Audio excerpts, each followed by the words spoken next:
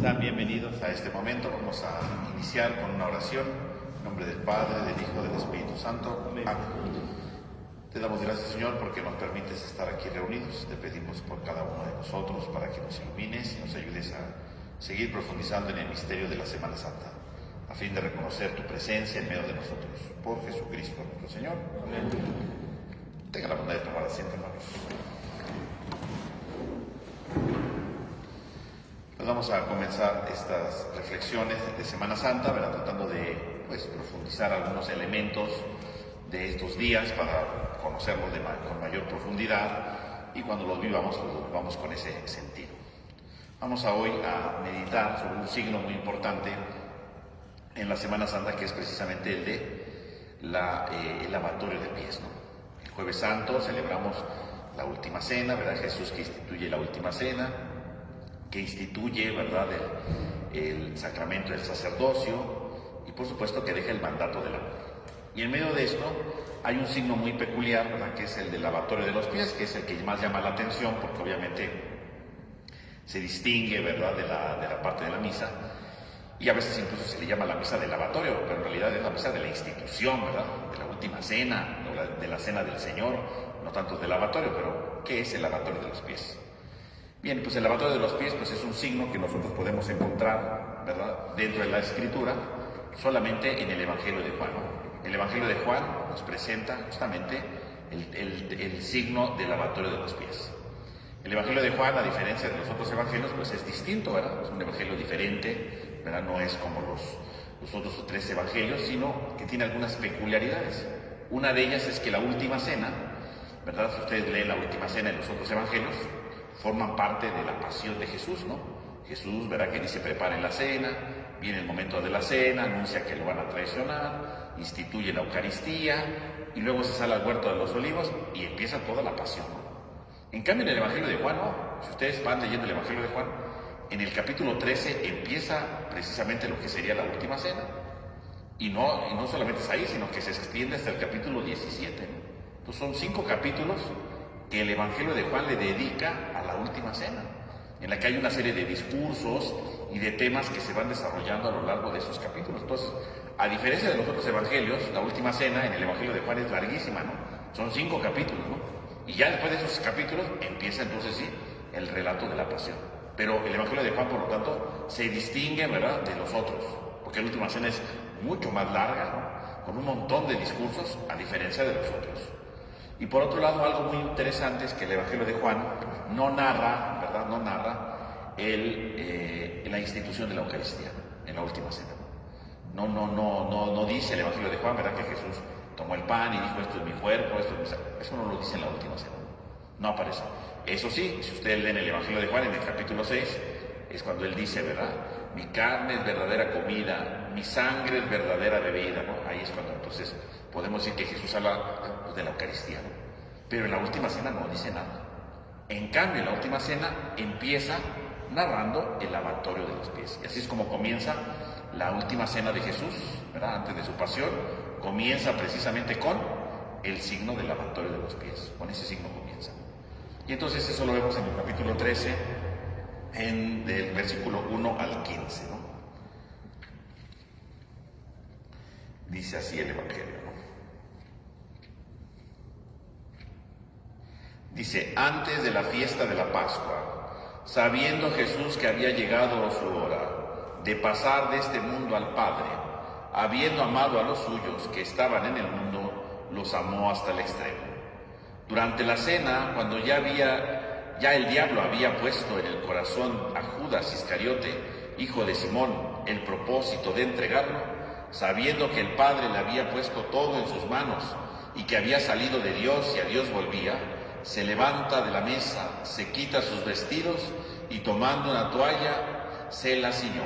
Luego echó agua en un lebrillo y se puso a lavar los pies de sus discípulos y a secárselos con la toalla que se había ceñido. Llega a Simón Pedro y éste le dice: Señor, ¿tú lavarme a mí los pies? Jesús le respondió: lo que yo hago tú no lo entiendes ahora, pero lo comprenderás más tarde. Le dice Pedro: no me los lavarás los pies jamás.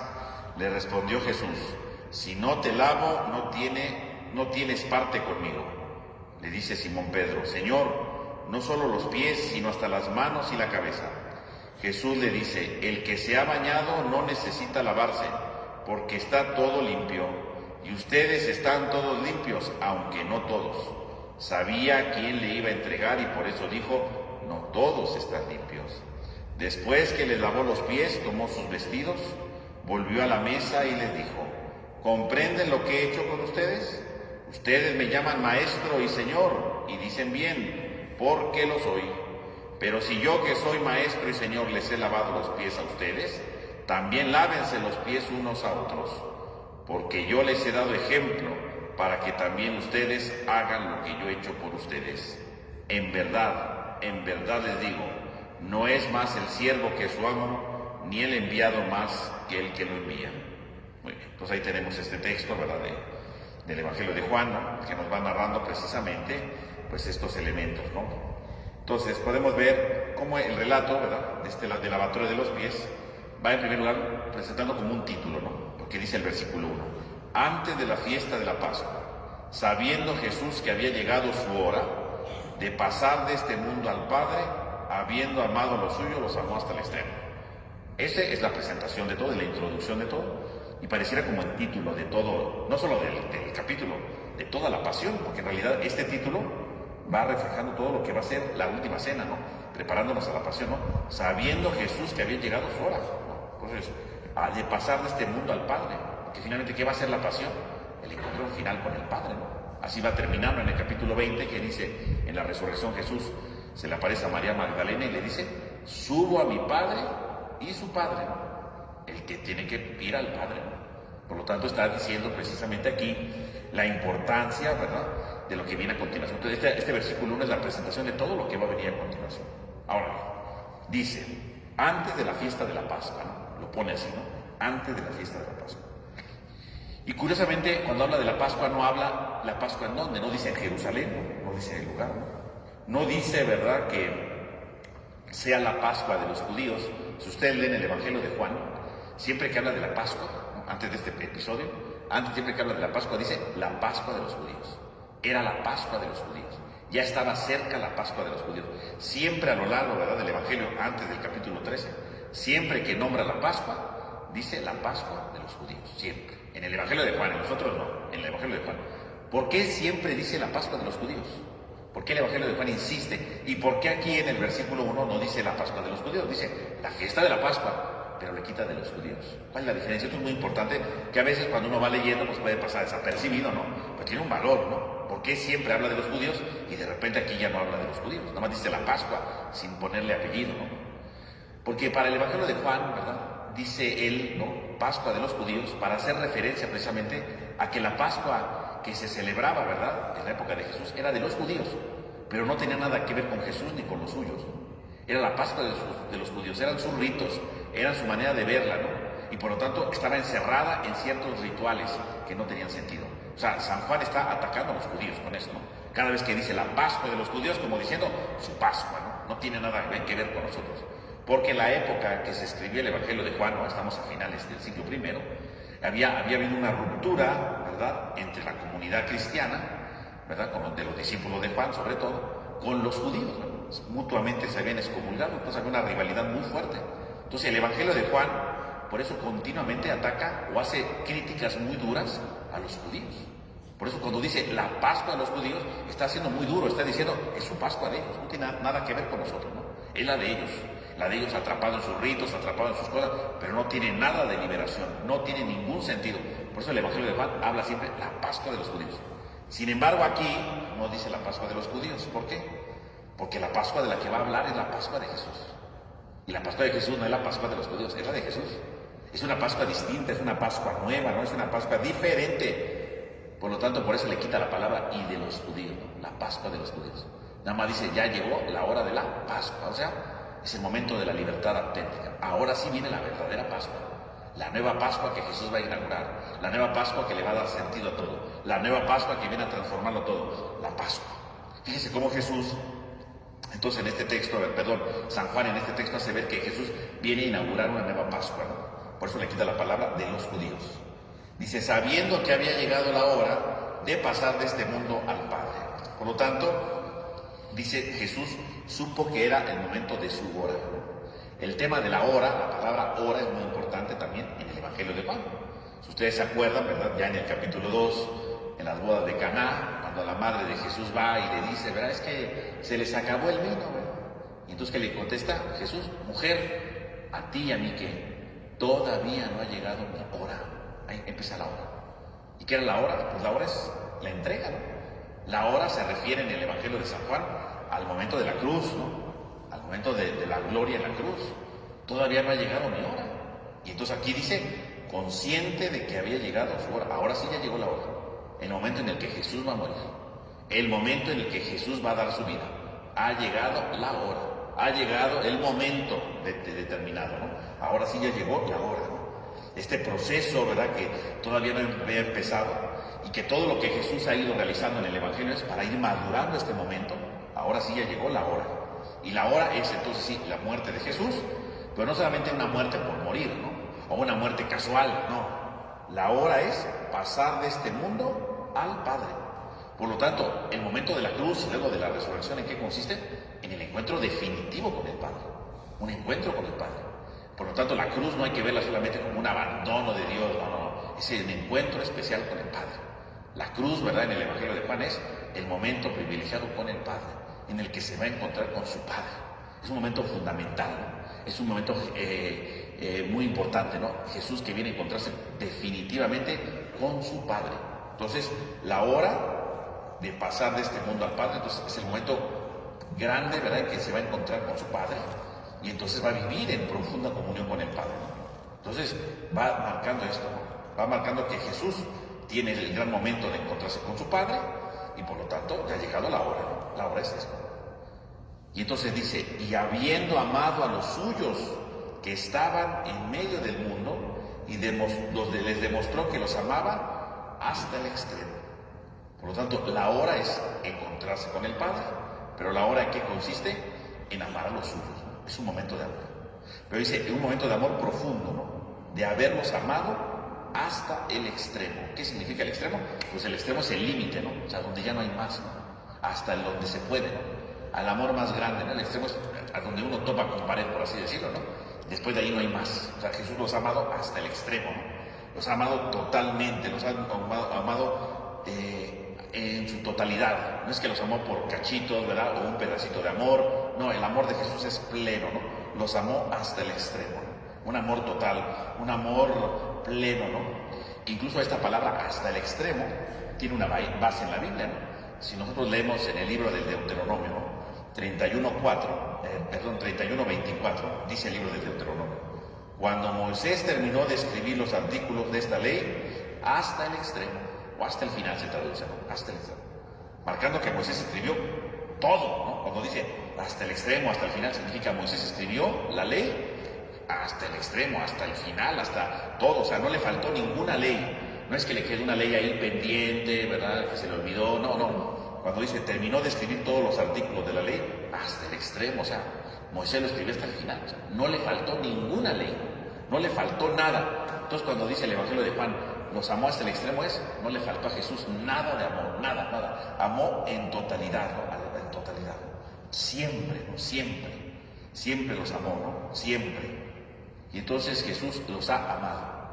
Y fíjese qué curioso, porque dice, amó a los suyos. Y cuando dice a los suyos, también, ¿verdad?, podemos ver otro elemento muy importante aquí. Los suyos, ¿verdad?, lo dice al principio del Evangelio de Juan, algo muy importante, ¿no? Dice el Evangelio de Juan en el capítulo 1, cuando empieza el Evangelio 1:11, dice San Juan 1:11. Vino a los suyos y los suyos no lo recibieron. Así dice Juan, así comienza el Evangelio, ¿no? Vino a los suyos y los suyos no lo recibieron. Pero ahora cuando dice aquí, habiendo amado a los suyos, no se refiere a esos suyos. Esos son los que no lo recibieron. Esto es un nuevo grupo que Jesús está teniendo, ¿no? Hay una comunidad nueva. A esos somos a los que ha amado hasta el extremo, ¿no? A esos a los que viene amado. Para formar una nueva comunidad. Ha formado una nueva Pascua, o más bien va a celebrar una nueva Pascua con una nueva comunidad, habiendo amado a los suyos. los amó hasta el extremo, hasta el límite. No le falta nada de amor. Fíjense cómo entonces el pasaje comienza abriendo precisamente toda una descripción, ¿verdad?, de lo que viene a continuación. Y en el fondo todo lo que es la Semana Santa, ¿no? Porque es la Semana Santa, ¿no? Habiendo amado a los suyos hasta el extremo, ¿verdad? Antes de pasar de este mundo al Padre, antes de llegar a su hora, ¿verdad? Todo está describiendo lo que es la Semana Santa en realidad, ¿no? Y curiosamente, en medio de toda esta descripción tan extraordinaria, ¿no?, tan maravillosa, ¿no?, amó a los suyos al extremo, son los suyos, su comunidad, llegó su hora, pasar de este mundo al Padre, una nueva Pascua. Fíjense cómo lo va adornando todo. Y de inmediato dice, y durante la cena, cuando el diablo ya había puesto en el corazón de Judas Iscariote, hijo de Simón, el propósito de entregarlo. Fíjense qué curioso, ¿no? Hablando de la grandeza del amor, el momento de la entrega, y de inmediato, ¿cómo empieza la descripción del relato? El diablo había puesto en el corazón de Judas el propósito de entregarlo. Qué curioso, ¿no? En el momento culmen del amor, en el momento donde Jesús va a manifestar su amor más grande, hay un traidor. Haciendo ver que efectivamente, sí, el amor de Dios puede ser grande, puede ser hasta el extremo, ¿verdad?, sin ningún recoveco, sin ningún límite, ¿verdad?, sin nada de expresar de amor, ¿verdad?, ha expresado todo el amor que tiene, y sin embargo siempre puede haber alguien que no acepte el amor. Es lo que está diciendo el texto, ¿no? Hay alguien que no aceptó el amor. ¿Por qué? Porque permitió que el diablo le pusiera en su corazón, ¿no? Y el corazón, pues, en la Biblia es el lugar de la sabiduría, ¿no?, de los grandes pensamientos. Que el diablo lo ponga en el corazón, que está diciendo, hizo que un pensamiento fundamental de Judas fuera entregar a Jesús. Le puso ahí esto, ¿no? Y entonces hay una nueva cena, digo, hay una nueva Pascua, claro, pero a pesar de esto aparece el diablo. Y obviamente el diablo, entendido aquí, ¿verdad?, como el que divide. Recordemos que la palabra diablo significa el que divide, ¿no? El que divide. Entonces es el que viene a dividir ese momento de amor para poner en el corazón de Judas, en el centro de su pensamiento, de su sabiduría, entregar a Jesús. Ahora, esta idea, esto es algo muy importante, que está diciendo, en el momento del grande amor, hay alguien que lo puede rechazar. Siempre. No porque el hombre, ¿verdad?, sea perfecto, ¿verdad?, ay, es extraordinario, Dios nos ama. Sí, pero aunque Dios me ame, si yo quiero, puedo dejar que entre la división y entregar el amor. No valorar el amor. Siempre va a pasar eso. Es una cosa real. No significa que como ya llegó Jesús, ya todo el mundo va a aceptar el amor. No, al contrario, ha llegado el momento de la traición. A veces este versículo, ¿verdad?, se llega a interpretar, ¿no?, como si Judas estuviera predestinado a entregar a Jesús, ¿no? Pues le tocaba entregarlo, ¿no? O sea, pues ya ni modo, ¿no? Llegó el diablo y pues le tocó a Judas el papel del traidor. No. Si no es una obra de teatro donde cada quien tiene un papel, no. Cuando dice que el diablo llegó, ¿verdad?, y puso en el corazón el deseo de entregarlo, es porque Judas aceptó, ¿verdad?, permitió que esa división entrara en su corazón. No porque le tocaba, pues, porque si fuera eso, pues entonces Judas no sería un traidor, ¿no? Si a Judas le tocaba el papel de entregar a Jesús, pues entonces, pues sería, pues no podemos decir es un traidor, pues no soy traidor, a mí me tocaba ser el traidor. Yo soy el papel del traidor, ¿quién es? Yo. Bueno, pues ni modo, no. Entonces no habría libertad, Judas no sería libre, ¿no? Hubiera sido obligado. Judas no es obligado. Que diga que el diablo entró no es porque le tocaba, no. Que el diablo entró significa que él consintió que entrara esa división, que él consintió que entrara ese pensamiento, ¿no?, que él consintió que eso fuera lo que le llevara ahí. Entonces lo deja que entre, pero es libre. Obviamente Dios va a decir, bueno, lo vas a entregar, ¿no? Va a realizar, ¿verdad?, las cosas a partir de lo que Judas ha decidido. Si Judas hubiera decidido otra cosa, pues Dios hubiera hecho el plan de otra manera, ¿no? O sea, Dios se está valiendo de los hombres, pero desde su libertad. No está obligando a nadie, ¿no? Porque si hubiera sido obligado Judas, pues hubiera sido, ¿cómo se llama? Pues inocente, ser inocente, ¿no? Dios me obligó, pues no es pecador, al contrario, es un modelo de vida, ¿verdad? Es bien obediente, ¿no? Pero no, libremente aceptó él, ¿no? Él permitió que entrara la división, ¿no? Él dejó, ¿verdad? No es que estuviera predestinado, ¿no? Él dejó que entrara eso libremente y se cerró al amor, ¿no? Sobre esto, dice el Papa Benedicto XVI, ¿no? Dice el Papa Benedicto, en Judas vemos la naturaleza del rechazo del amor, de una manera muy clara. Dice, juzga a Jesús según las categorías del poder y del éxito. Para él solo existe la realidad del poder y del éxito. El amor no cuenta nada y es ávido. El dinero es más importante que la comunión con Jesús, más importante que Dios y su amor. De este modo se convierte también en un mentiroso, porque hace un doble juego y rompe con la verdad. Vive en la mentira y pierde el sentido de la verdad suprema, que es Dios. Así se endurece, se hace incapaz de la conversión, de emprender el regreso confiado como el hijo pródigo y tira la vida destruyéndola. Fíjense, el Papa es muy contundente. Vean cómo el Papa reconoce la libertad de Judas, ¿no? Dice, vemos en Judas el rechazo del amor. O sea, Judas lo está rechazando, ¿no? No está predestinado, él lo rechaza, ¿no? Dice, ¿por qué lo rechaza? Dice el Papa. Porque está juzgando a Jesús según las categorías del poder y del éxito. Ese es el problema. ¿Por qué Judas decide entregar a Jesús? Dice el Papa. Porque él está viendo a Jesús como alguien que tendrá que tener poder, como alguien que tendría que tener éxito, ¿no? Como alguien que es todopoderoso, ¿no? Ese tendría que ser Jesús, ¿no? Y Judas está juzgando desde eso. Alguien que sea poderoso, alguien que sea exitoso, pero resulta ser que Judas, ¿verdad? No se percata de la verdadera enseñanza de Jesús. Porque Jesús, pues, no es que esté buscando el poder ni el éxito, ¿no? Cuando lo quería nombrar rey, ¿qué hizo? Se fue al monte, ¿verdad? A la montaña para no ver a nadie, ¿no? No está buscando el poder, ni el éxito. Obviamente Judas, cuando está juzgando a Jesús de esa manera, pues dice, no conviene, ¿no? O sea, Jesús nos está defraudando, ¿no? Para él solo existe la realidad del poder y del éxito, pero el amor no cuenta para nada, dice el Papa. Efectivamente, Judas ve a Jesús desde el poder y el éxito, ¿no? Cuando hay multitudes que lo aplauden, que lo quieren hacer rey, que es todopoderoso, está con él. Pero cuando empieza a ver que Jesús rechaza todo eso, no se da cuenta de que Jesús no viene a eso, viene a amar, ¿no? Y viene a dar una enseñanza de amor. Para él el amor no cuenta, dice el Papa. Efectivamente, está juzgando a Jesús desde una categoría que es equivocada, que está lejos de la predicación de Jesús. O sea, nunca entendió el mensaje de Jesús, ¿no? Y por eso dice el Papa, él es ávido, ¿no? El dinero es más importante que la comunión con Jesús, más importante que Dios y su amor. Pues como Jesús no le funciona, porque no busca el poder, no busca el éxito, como Jesús no funciona, pues sobre el dinero, ¿no? Por lo menos una ganancia, dice el Papa, ¿no? Está buscando una ganancia. De este modo se convierte también en un mentiroso y hace el doble juego, rompiendo con la verdad. Entonces hace un doble juego, ¿no? Porque entonces se sigue quedando con Jesús, porque digo, si Judas, ¿verdad?, está viendo que Jesús no busca el éxito, si está viendo que Jesús no quiere ser todo poderoso, ¿verdad?, pues ¿qué hubiera hecho Judas honestamente? Pues hubiera ido. En el capítulo 6, justamente, ¿no? Después de la multiplicación de los panes, lo quieren hacer rey, Jesús escapa a la montaña. Luego la gente lo sigue buscando, ¿verdad? Jesús lo regaña, ¿no? Y dice, ustedes me buscan porque les di de comer gratis, ¿no? Y empieza a dar todo el discurso, ¿verdad?, del pan de la vida, yo soy el pan de vida. Y al final todo el mundo se indigna, se escandaliza. ¿Y qué dice Jesús? Pues si quieren estar conmigo, adelante, ¿no? Si no, váyanse. Y dice el Evangelio, a partir de ese momento muchos se empezaron a ir, se retiraron.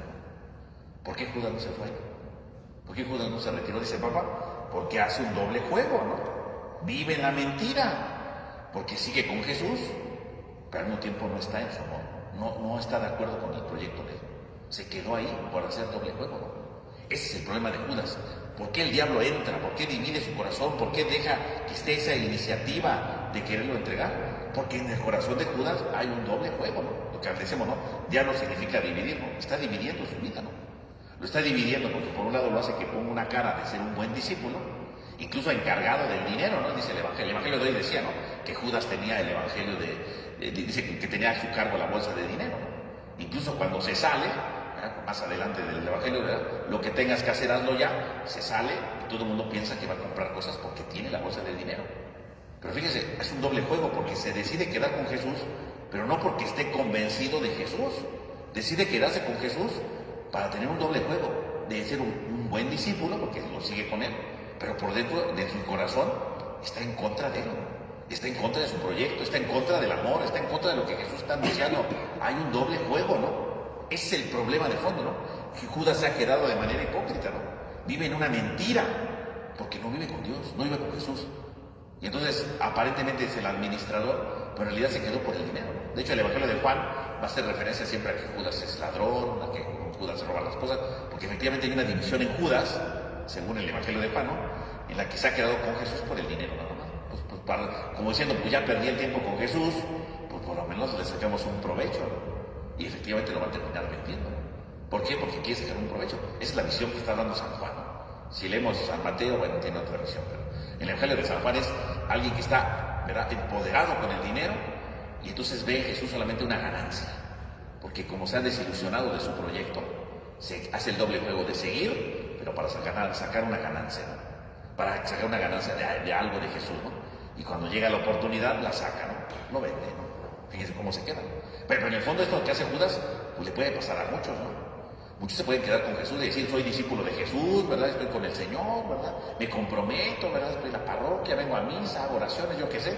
Pero a veces no estamos porque estamos convencidos de Jesús, estamos porque queremos sacar una conveniencia, ¿no? Queremos sacar una ganancia, ¿no? Pues ya estoy aquí, pues que valga la pena, ¿no? Que valga la pena tanto esfuerzo, que valga la pena tantas oraciones, tanta misa que he escuchado, ¿verdad? Cada uno con una conveniencia, ¿no? Hay gente que lo hace así, ¿no?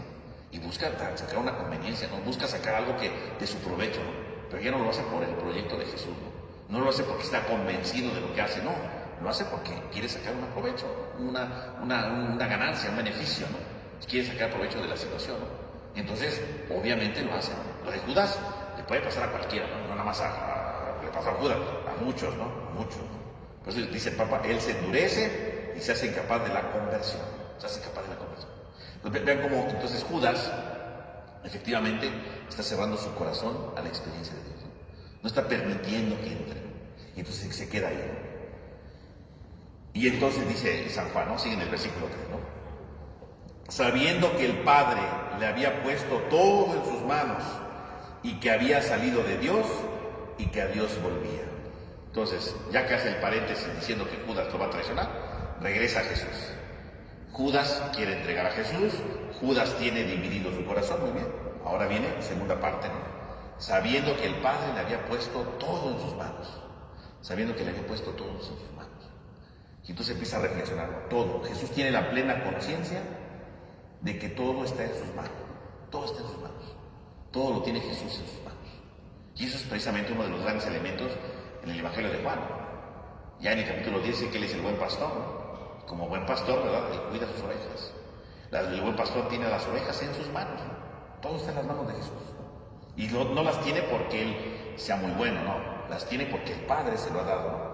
Y habiendo salido de Dios y a Dios volvía, todo viene de Dios, ¿no? Jesús, por lo tanto, es consciente de su muerte, es consciente de su acción salvadora en favor de todos los hombres, y todo lo tiene, ¿verdad? Precisamente desde Dios.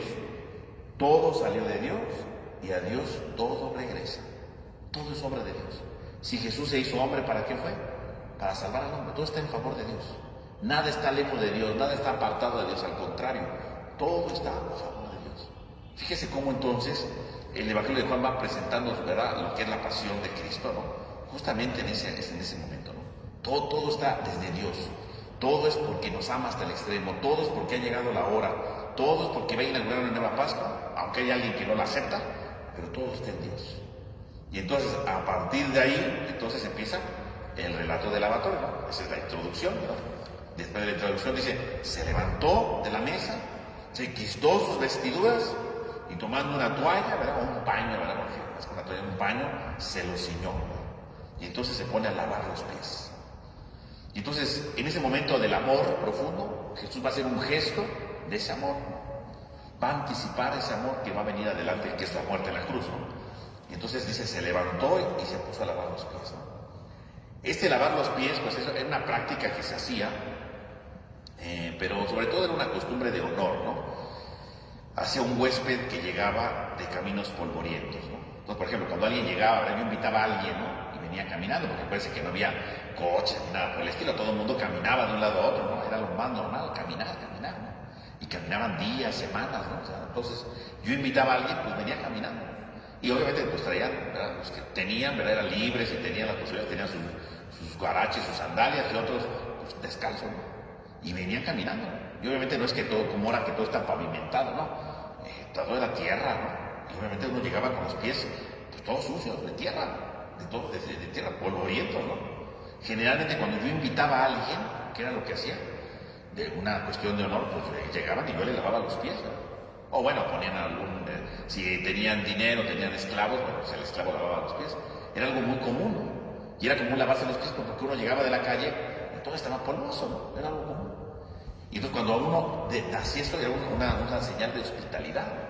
Demostraba que tú eras importante para mí. ¿Por qué? Porque te lavaba los pies, ¿no? No quería que estuvieras en mi casa con los pies todos sucios, ¿no?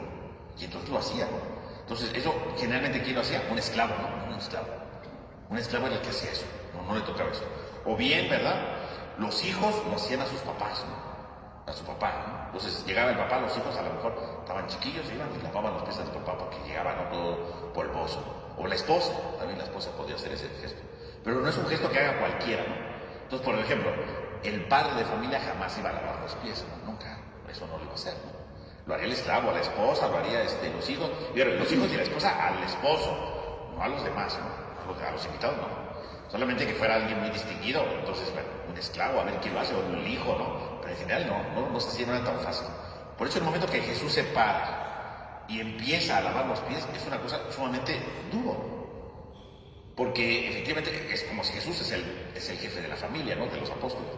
Y él es el que se para a lavar los pies.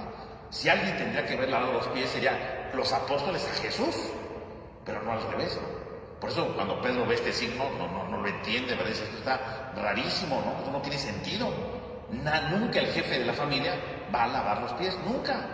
Y menos le va a lavar a los inferiores, ¿no? Porque es lo que está pasando, ¿no? Él es el maestro, ellos son los discípulos, no son inferiores. El maestro no puede lavarle los pies a alguien inferior, a sus discípulos, eso no puede ser. Es como si el papá se levantara y le lavara los pies a los hijos. Eso no puede pasar. No tiene sentido, ¿no?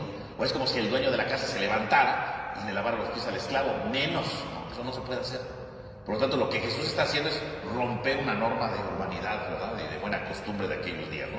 Por eso cuando Pedro ve eso, no quiere que lo haga Jesús. Y obviamente los demás apóstoles no nos dicen qué pasó, pero para todos los apóstoles fue una cosa durísima, ¿no? O sea, eso, en la mentalidad de ellos es algo sumamente duro, ¿no? Como el jefe de la familia está haciendo eso, ¿no? No lo puede creer, ¿no? No puede captar que esté sucediendo eso, ¿no? Por eso de inmediato se pone, ¿verdad? Pedro muy agresivo. Ahora, fíjese cómo lo va describiendo San Juan. Dice, se levantó de la mesa, se quitó su manto y tomando una toalla se la ciñó, ¿no? O un paño, ¿no? Levantarse, pues, es un signo de disposición a servir, ¿no? Les levantó, o sea, la cosa es muy interesante porque está la mesa, y no es la mesa como la de nosotros con sillas, ¿no? Ellos estaban por celebrar la Pascua, entonces era la mesa, era una comida solemne, era un banquete, ¿no? Y entonces comían recostados. Pues la imagen es que está la mesa chaparrita, ¿verdad? Todos están recostados y de repente Jesús se pone de pie en medio de la cena, ¿no? Entonces todo el mundo se sorprende porque ¿por qué Jesús se levanta, no? Alguien se levanta en ese momento para servir, hacer algo, ¿no? Pero no se va a levantar Jesús. Jesús es el maestro. Él no se tiene por qué levantar, ¿no? Él tiene que comer recostado, es el maestro. Que él se levante, obviamente, es la primera cosa, ¿no? ¿Por qué Jesús se pone de pie? Él no debería de ponerse de pie en ese momento.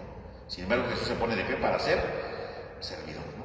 Y luego dice, se empezó a quitar su manto, ¿no? Y este quitar, el verbo quitar, ¿verdad? El verbo quitar es el mismo verbo que utiliza San Juan en el capítulo 12, ¿no? Cuando dice, a mí nadie me quita la vida. Es el mismo verbo, quitar. Por lo tanto, el quitar las vestiduras, o el manto, ¿no?, se refiere no solamente a que se quitó la ropa, ¿verdad? Bueno, el manto en ese momento, sino está diciendo que está despojándose de su vida. Por lo tanto, el lavatorio de los pies podemos decir que es un anticipo de su muerte en la cruz, donde Jesús se va a despojar de su vida. Pero Él es el que se quita el manto, nadie se lo quita, ¿no? Él lo quita, ¿no? Ya en el capítulo 10 dijo, ¿no? A mí nadie me la quita, yo la doy, ¿no? Yo la doy, yo la entrego. O sea, la vida la está entregando Él. Por eso el acto de quitarse el manto es un anticipo de lo que está a punto de suceder. ¿Qué va a pasar dentro de poco? Jesús va a morir en la cruz. Y entonces, como va a morir en la cruz, ¿qué hace? Se quita el manto anticipando precisamente que Él va a quitarse la vida. Bueno, que le van a quitar la vida, pero porque Él ha decidido quitársela, ¿no? Nadie me la quita a mí, yo la doy. Por eso en el Evangelio de Juan, ¿verdad? Todo el momento de la cruz, pues no es un momento de tristeza, ¿no? Al contrario, el momento de la cruz es un momento del amor más supremo, ¿no? Es el momento de la gloria. Jesús va a dar totalmente su vida, ¿no? Entonces se despoja del manto y empieza entonces a entregarlo todo. Entonces fíjense cómo Jesús está quitándose ese manto, anticipando que Él se va a quitar, que Él va a entregar su vida, no tanto quitarlo, Él va a entregar su vida, porque Él quiere. Y lo va precisamente a demostrar, no solo quitándose el manto, sino dando un acto de servicio, ¿no? lavando los pies. Entonces el lavatorio de pies sirve para ver un signo de servicio, pero también el lavatorio de pies significa algo más. Significa que Jesús está entregando su vida por los demás. Es un anticipo de su muerte, ¿no? Es lo que significa el lavatorio de pies. Y ahí comienza todo. Y entonces empieza a lavar los pies, ¿verdad? Que es este signo de máximo servicio. Jesús se pone como servidor, y es entonces cuando llega con Pedro, ¿no? Y entonces de inmediato le dice, tú a mí lavarme los pies, ¿no? O sea, Pedro de inmediato, ¿no? Tú a mí lavarme los pies, o sea, como enojado, ¿no? ¿Cómo me vas a lavar a mí los pies, ¿no? Tú a mí lavármelo. O sea, no entiende lo que Jesús hace, ¿no? O sea, no entiende que Jesús viene a salvarlo, no entiende que Jesús viene a amarlo, no entiende que Jesús nada, ¿no? Tú no me puedes lavar a mí los pies, ¿no? Porque tú eres el jefe, yo soy el servidor, tú eres el maestro, yo soy el discípulo. Tú a mí lavarme los pies. Y entonces Jesús de inmediato le dice, lo que yo hago, tú no lo entiendes ahora, pero lo vas a entender más tarde, ¿no? Tú no lo entiendes. O sea, Jesús está de acuerdo, lo que estoy haciendo no lo entiendes, claro, no lo estás entendiendo. También es claro, es difícil entenderlo de golpe, ¿no? No es fácil, ¿no? Lo que hago no lo entiendes, pero lo vas a entender después, ¿no? Lo vas a entender después. Fíjense cómo Jesús le hace ver precisamente que lo que hace es difícil. Jesús reconoce que lo que está haciendo es un signo sumamente complicado, ¿verdad? Para la cultura de su tiempo, ¿no? Es muy difícil. Lo que yo hago, tú no lo entiendes todavía, pero lo vas a entender. O sea, esto que estoy haciendo es difícil para ti, pero vas a descubrir el sentido profundo de esto, ¿no? Todo esto tiene un sentido, todo esto tiene un valor, y lo vas a entender después. O sea, Jesús está convencido, lo vas a entender después, ¿no? Porque obviamente después de la muerte en la cruz, obviamente Pedro va a descubrir otro tipo de cosas, ¿no? Va a descubrir otras realidades, pero lo tiene que entender después, ¿no? No lo va a entender ahorita, pero tú déjate lavar, o sea, luego lo vas a entender. Y de inmediato que le dice Pedro, no me lavarás los pies jamás, ¿no? O sea, punto. Nada de que lo voy a entender después. No, hombre, no. Yo no me voy a dejar lavar los pies. Aquí el maestro eres tú y no me voy a dejar lavar los pies. Yo soy el discípulo, punto. Y entonces ya Jesús ya se pone rudo, ¿verdad? Si no te lavo, no tendrás parte conmigo. Punto. O sea, fíjate lo que estás diciendo. Si no me dejas que te los lave, a partir de ahorita hay una ruptura entre tú y yo. Hay una ruptura. A partir de eso es una ruptura. O sea, no solamente le dicen, ándale Pedro, déjatelo. No. Jesús no anda ahí con que vamos a convencer a Pedro, no. O sea, Jesús es claro. Si en este momento no te dejas lavar los pies, si en este momento dices, no, jamás, tú y yo no tenemos nada que ver. Como si no lo hubieras conocido. En estos momentos es como si te dieras la vuelta y te fueras, ¿no? O sea, el Pedro, ¿verdad? Que en el capítulo 6, ¿no? Cuando los apóstoles se fueron, ¿no? Digo, los discípulos se fueron, ¿no? Jesús voltea a ver a los dos y que le dice, ¿también me quieren dejar? ¿Qué dijo Pedro? ¿Pero a quién iríamos, Señor? Solamente tú tienes palabras de vida eterna. Como diciendo Pedro, tú eres lo máximo, o sea, sin ti nuestra vida no tiene sentido, ¿no? Bueno, ese Pedro que decía que Jesús tenía palabras de vida eterna, ese Pedro que había dicho, solamente tú, ¿verdad? Tienes estas palabras que dan sentido a nuestra vida. ¿A quién más podríamos ir? Bueno, ese Pedro aquí ya es todo lo contrario. Tú jamás me vas a lavar los pies. Da la vuelta, Pedro, ¿no? Jamás. Entonces Pedro pone otro rostro ahora, ¿no? No me vas a lavar los pies. Y Jesús es contundente. Bueno, está bien, no te los lavo, pero si no te los lavo, no tendrás parte conmigo. Es muy duro, Jesús. O sea, en este momento, ¿no? Tú no te las lavas, ya. Cortamos relación tú y yo, ¿no? Cortamos ya. Tú no tienes nada que ver conmigo. Obviamente cuando Pedro oye eso, se queda impactado, ¿no? Porque obviamente, como Jesús dijo, tú no lo entiendes. Pedro se da cuenta que no entiende nada. Y entonces sigue sin entender, ¿no? Porque no le dice, bueno, lávamelo, ¿no? Sino de inmediato, no solo los pies, sino hasta las manos, la cabeza. No, pues si no es baño, ¿verdad? Además los pies. O sea, sigue sin entender nada, ¿no? O sea, Pedro sigue en su cerrazón total, ¿no? No solo los pies, todo. Sigue sin entender, ¿no? O sea, lo único que entiende Pedro es una cosa, eso sí, que no quiere separarse de Jesús. Eso sí, no quiere separarse de Jesús. Porque el hecho de decir no solo las manos, los pies, todo, lávame todo, ¿no? ¿Qué significa? Sí quiero estar contigo, ¿no? Entonces, si la condición es de los pies, bueno, pues me voy a dejar, ¿no? Pero sigue sin entender bien, ¿no? Porque las manos, los pies, ¿no? O sea, finalmente está dispuesto a no separarse, pero no entiende lo que Jesús hace, ¿no? Y entonces decir lavar los pies, lavar las manos, la cabeza, todo el cuerpo, ¿qué está entendiendo Pedro entonces? Pedro está entendiendo que Jesús está haciendo como una especie de rito de purificación, como los judíos, ¿no? Que se lavaban las manos, las manos hasta el codo, ¿verdad? Y hay un montón de ritos. Pedro piensa que lo que Jesús está haciendo es un rito de purificación, ¿no? O sea, Pedro está queriendo ver lo que Jesús hace como un rito de purificación. Pues, entonces lávame todo, ¿no? O sea, si es un rito de purificación, no me purifique los pies, purifícame todo, purifícame todo. Necesito que me purifiques todo, ¿no? Esa es la imagen de Pedro ahora, ¿no? O sea, dejó de entender, ¿verdad? Tú eres el maestro, yo soy el discípulo, tú no me los puedes lavar. No, si no te lavo, no tienes parte conmigo. Entonces todo, o sea, purifícame todo, ¿no? Lávame todo, ¿no? Si ese es el problema, yo quiero estar contigo y por lo tanto, entonces lávame completito, ¿no? Lávame completito, lávame todo, todo, todo. Como si Jesús lo fuera a purificar. No, ¿verdad? Tampoco, Pedro sigue sin entender, ¿no? Sigue sin captar esto, ¿no? O sea, no es solamente algo externo. O sea, el problema no es el lavatorio, sino lo que representa el lavatorio, ¿no? Pero Pedro no lo alcanza a ver, ¿no? Pedro no alcanza a descubrir precisamente eso, ¿no? Y entonces, ¿verdad? Jesús de inmediato le dice, ¿no? El que se ha bañado no necesita lavarse, pues todo está limpio. Y ustedes ya están limpios, aunque no todos. Y dice San Juan, ¿no? Hace ahí un paréntesis. Jesús sabía quién lo iba a entregar y por eso no todos están limpios. Entonces Jesús dice, a ver, no es de que tú te bañes completo, no, date cuenta de lo que te estoy diciendo, ¿no? O sea, los discípulos han bañado, ¿a qué se refiere? Ya están limpios. O sea, el lavatorio de pies no es lo que los purifica. Ellos ya están limpios desde antes del lavatorio. No es que cuando Jesús lava los pies, ¿verdad? En ese momento quedan limpios. No, ellos ya estaban limpios antes del lavatorio, ¿no? El lavatorio no es para limpiarlos o para purificarlos. El lavatorio es para que ellos aprendan a ser servidores, ¿no? Para que se den cuenta de ese servicio, que todos son iguales, ¿no? Esa es la enseñanza del lavatorio. El problema es que Pedro no está entendiendo y por eso dice, no, ustedes ya están bañados, ya están limpios. O sea, ustedes ya estar limpios significa ya hay una relación con Dios, ustedes ya se relacionan con Dios. Antes de que yo les lavara los pies, ya tienen una buena relación con Dios. Todo lo que yo les he enseñado, todo lo que yo he vivido con ustedes, ya les ha ayudado precisamente ¿para qué? Para que tengan una buena relación con Dios, para que vivan unidos con Dios, para que vivan relacionados con Dios. Ustedes ya están limpios, o sea, ustedes ya viven una relación profunda con Dios. Es lo que está diciendo aquí Pedro, ¿no? Usted ya tiene, perdón, Jesús, está diciendo Jesús, ya usted ya estaba limpio desde antes. Estar limpio significa estar bien con Dios. Ustedes ya están bien con Dios. No tienen que hacer más. Ya están bien con Dios, ya están perfectos con Dios.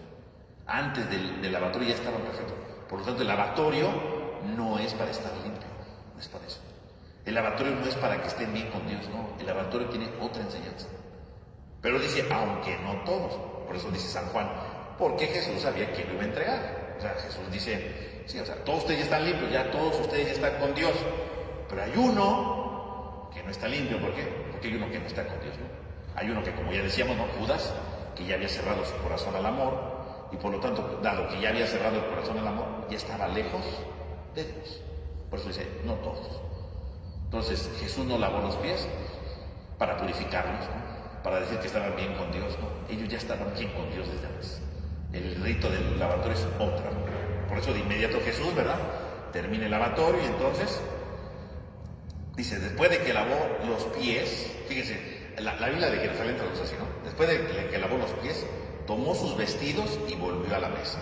Pero está mal traducido, ¿no? Que literalmente dice, después de que lavó los pies, tomó su manto y se recostó a la mesa. Tomó su manto. Claro que la Biblia lo traduce como los vestiduras, porque pues ya, pero aquí es muy importante el manto. ¿Por qué? Porque cuando se levantó, ¿qué dijo? Jesús se levantó de la mesa, se quitó el manto y tomó el paño o la toalla, ¿verdad? Y se la ciñó. Dice que cuando terminó de lavar, ¿qué hizo? Se puso el manto, pero nunca dice que se quitó la toalla o el paño, ¿no? Y el amarrarse aquí la toalla o el paño, ¿qué significa? El signo del servicio, ¿no? O sea, se puso el manto, pero nunca se quitó el paño. No dice San Juan y se desamarró, no dice que se desamarró la toalla. Porque lo que está diciendo San Juan es que Jesús se quedó con la toalla, está indirectamente, ¿no? No está diciendo, porque sí dijo que se la puso, pero nunca dijo que se la quitó. Por lo tanto está diciendo que Jesús sigue ceñido, ¿no? En señal de ser servidor, ¿no? En señal de ser servidor. Y luego dice, y se recostó a la mesa. Y recostar, decíamos que porque comían recostados para esos tipos de banquetes, pero algo muy importante, comer recostado era un símbolo de la libertad. Era un símbolo de ser libre. Entonces fíjese, él se deja al ceñidor, se pone el manto y se recuesta, pero con la toalla, ¿verdad? Con el paño aquí amarrado. ¿Por qué? Porque está diciendo que no porque él sea servidor, deja de ser libre. Porque como decíamos, ¿quién se ocupaba de lavar los pies? En general, los esclavos, ¿no? O sea, Jesús estaba portando como esclavo en ese momento, ¿no? Lavándole los pies a los discípulos, estaban tomando un papel de esclavo, ¿no? Y curiosamente se deja el ceñidor, la toalla, y se recuesta como diciendo, aunque tenga el ceñidor, aunque le lavé los pies a ustedes, yo me puedo recostar porque soy libre. No porque hice esta labor, significa que soy esclavo, yo soy libre. Esto es una cosa que a veces puede pasar desapercibida por las traducciones, ¿no? Pero es muy importante porque Jesús se queda entonces con ese signo para decir, sigo siendo servidor, siempre he venido a servir, ¿no? Siempre soy servidor, como dicen los otros evangelios, ¿no? Yo no vine, el Hijo del Hombre no vino a ser servido, sino a servir, ¿no? Entonces es lo mismo aquí, ¿no? Vine a servir, entonces me dejo el ceñidor y me recuesto para decir, yo sigo siendo libre. No porque lavo los pies soy esclavo, ¿eh? No, yo soy libre, ojo. Y de inmediato entonces sí les dice, ¿verdad? Ya que se recuesta, le dice, ¿comprenden lo que he hecho con ustedes? ¿Comprenden? O sea, ¿están entendiendo lo que hice? Porque obviamente los discípulos pues, son medio lentos, entonces de inmediato, a ver, ¿están entendiendo eso? O sea, ¿están entendiendo que todo lo que yo hice es para mostrar un acto de servicio? ¿Están entendiendo que esto es un acto de servicio o no lo han entendido? Ustedes me dicen maestro y señor y dicen bien, porque lo soy, si soy maestro y señor, pero así como soy maestro y señor, les he lavado los pies y ahora ustedes también tendrían que lavarse. Es decir, yo que soy el maestro y señor, me he dignado a lavar los pies, que no tendría por qué hacerlo, pero ¿por qué lo hago? Porque en esta comunidad todos somos iguales. Porque en esta comunidad no es que uno se sienta superior al otro, todos somos iguales, todos tenemos que ayudarnos, todos tenemos que compartir, ¿no? ¿Han comprendido esto? Y si no han comprendido, lávense los pies los unos a los otros. Claro, no es que ahí se pusieron a lavar los pies, no dice San Juan que en ese momento se pararon todos a lavar pies, no pasó eso, no dice que haya pasado eso. ¿Qué es lo que está diciendo Jesús? Así como yo lavo, también tendrían que lavarse ustedes los pies. Todos tendrían que ser servidores. Está dando un modelo de servicio, ¿no? Diciendo, todos somos iguales. No porque yo soy el maestro, me merezco unas cosas que ustedes no. Todos somos iguales, todos tenemos que ser servidores en esto, ¿no? Y por eso concluye, ¿no? En verdad les digo, ¿no? No es más el siervo que su amo, ni el enviado más que el que lo envía. O sea, Jesús dice, no es más el amo que el siervo, no. Todos somos iguales, todos tenemos un valor, todos tenemos que respetarnos y todos tenemos que ayudarnos y servirnos los unos a los otros. Todos tenemos que ser. Él está diciendo eso. Por lo tanto, el signo de lavatura de pies, que viene siendo pues un signo de servicio, claro. Viene siendo un signo del anticipo, ¿verdad? De lo que Jesús va a hacer, ¿no? Muriendo en la cruz, porque ¿qué es la muerte de la cruz? Un servicio en favor a los hombres, ¿no? Un signo de su amor, ¿no? Es eso, ¿no? Por lo tanto, el lavatorio de pies lo tenemos que ver como eso, ¿no? Entonces es un signo no de purificación, no nada más para que los pies estén limpios, no, es un signo de servicio. Demostrarle a los apóstoles que todos tenemos que ser servidores como Jesús es servidor. Si Jesús es el maestro y es servidor, todos tendríamos que ser servidores, todos tendríamos que ayudar, no sentirse uno más que otro, ¿no? No, Jesús lo que quiere es romper eso y al mismo tiempo anticipar su muerte, ¿no? Ese es el signo, ¿no? Obviamente en la liturgia, pues nosotros hacemos esto, ¿no? Pues recordando nada más el signo, ¿no? Y por eso se lava los pies a las personas, ¿verdad? Que se escoge para esto, ¿no? Que se les lava los pies, ¿no? Pues para recordar sobre todo pues, lo que Jesús hizo, ¿no? Pero en realidad lo que hizo no solamente lavar los pies, sino lo que significaba, ¿no? Ese signo de ser servidor, ese signo de ayudar a los demás y ese anticipo de su muerte, ¿no? Demostrando que el servicio no es otra cosa, sino dar verdaderamente la vida, ¿no? Ese es el sentido de todo, ¿no? Bueno, entonces ya termina el tiempo, con esto terminaríamos, no sé si queda alguna duda, alguna pregunta. No. Gracias. Bueno, entonces vamos a terminar con una oración. En el nombre del Padre, del Hijo, del Espíritu Santo. Amén. Te damos gracias, Señor, por todos tus beneficios, te damos gracias por este momento de meditación. Ayúdanos a comprender cada vez mejor tus enseñanzas para que al vivirlas en la celebración las podamos poner en práctica en nuestra vida cotidiana. Te lo pedimos a ti que vives y reinas por los siglos de los siglos. Amén. En nombre del Padre, del Hijo y del Espíritu Santo. Amén. Que tengan todos una buena noche y que descansen. Gracias.